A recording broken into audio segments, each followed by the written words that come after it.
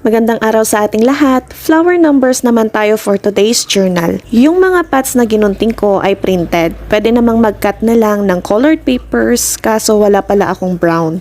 Tatlong numbers lang muna dahil first time niyang gagawin ito. Ang goal nga ng activity na to ay mailagay ang tamang dami ng bawat bilang. Nag-cut din ako ng flowers gamit ang mga tira-tirang colored papers. Ang gagawin nga ni toddler dito ay isusuksok yung mga flowers sa pot na parang magtatanim. Sa mga nakaraan kasi na activities niya ay para siyang naumay sa pasting. Paano naman kasi ay araw-araw na lang siyang nagpe-paste. Paulit-ulit niyang ginagawa kahit pa iba-iba naman ang activity. Kaya para siyang nawawalan ng excitement.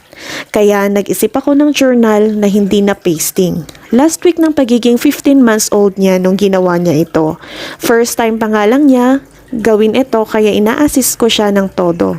Siguro sa susunod na gagawa siya ng